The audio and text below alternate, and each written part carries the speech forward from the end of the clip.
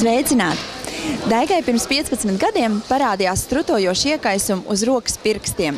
Lai gan tas, protams, neskāra dzīvībai svarīgas funkcijas, tāpat laikā bija visnotaļ nepatīkams un sāpīgs veselības traucējums. Ārsta uzstādītā diagnoze bija nagu valnīša iekaisums, jeb paronīhija, kuras izārstēšanai ārsti nedeva nekādas cerības. Iekaisums pārgāja tikai tad, kad tika lietoti medikamenti, pretējā gadījumā tas parādījās atkal no jauna.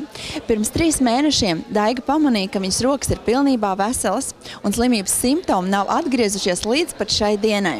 Par to, kā viņa saņēma savu dziedināšanu, Daiga mums pastāstīs pati. Pirms 15 gadiem man pēkšņi vienreiz sastrutoja pirksts ap nagu. Tur viņš bija tāds sarkans un strutas apakšā un sāpīgs ļoti un tā ilgi ļoti. Un es visādas tautas līdzekļus mēģināju, turēju viņu pusdienas salsūdenī, tad turēju kaut kādos zilos graudiņos, visur, ko vien varēja darīt, un viņš kā ir, tā bija tāds, jā. Un tad es aizgāju beigās pie ķirurga.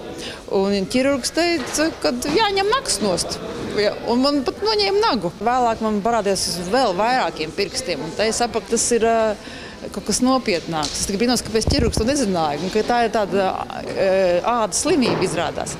Un es aizgāju pie ādas ārsta, ja, un tad ādas ārsts pateica, ka tas ir latviski saucās nagu valnīša iekaisums. Un tajā brīdī es tieši biju stāvoklī, gaidīju bērniņu, un man bija tāds sāsinājums, ka man visiem pirksti bija strutaini, un tā drausmīgi tie nagi auga ārā grubuļaini. Tas bija briesmīgi. Tas bija. Un tad man toreiz teica, ka kad nebūšu vairs grūtnieks, tad es varēšu pēc tam ārstēties. Ja, bet tagad ir kaut kā jāsadzīvo to. Un tā es tur nomocījos.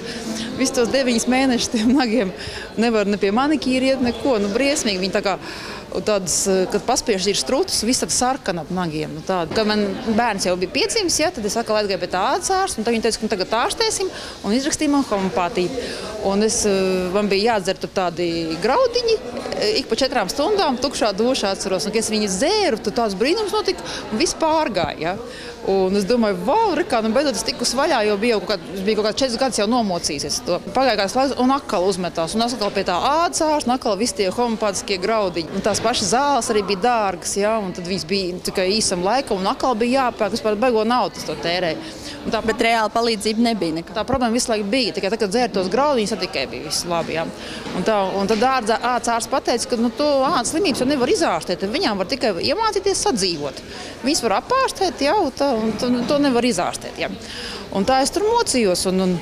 Un tad, kad atnācu pie Dieva, es sāku lasīt Bībeli, sāku meklēt pašu Dievu, nonācu dzīvā draudzē, un tad tādas redzēju reālas dziedināšanas notiek, un es noticēju, ka Dievs dziedina, un ka viņš tiešām ir brīnums. Ja.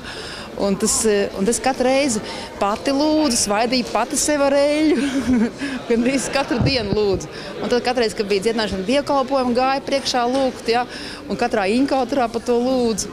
Un tad un it kā nekas nemainīja, viens pirksts visu laiku bija tāds, dažreiz atkal 2, un tā bija visu laikam uzmetās tas viss, bet es vienalga ticēju. Es vienalga ticēju, ka Dievs dziedina, un es zināju, ka es saņemšu to savu dziedināšanu. Pirms 3 mēnešiem es saprotu, ka man tiešām, ka man viss rokas ir tīras, un ka tas vairāk nav. Un es tā sirdī arī saņēmu tā, ka es tiešām esmu dziedināta. Tie simptomi nav atgriezušies līdz pat šai dienai. Jā, un simptomi nav atgriezušies, jā, un viss rokas ir tīras. Ko tu gribētu pasakīt cilvēkiem, kuri arī šodien varbūt slimo ar ādas slimībām un kuriem ārsti nedod cerības uz izvesaļošanos? Es varu pateikt, ka Dievs dziedina, ka vajag vienkārši sev visu nodot Dievam 100%. Ja? Vajag katru dienu lasīt Bībeli, katru dienu lūgt, būt dzīvā draudzē, kalpot Dievam, dzīvot svētu dzīvi. Un jūs noteikti saņemsiet to dziedināšanu, un noteikti viņu arī varēsiet paturēt. Pilnīgi nodoties Dievam.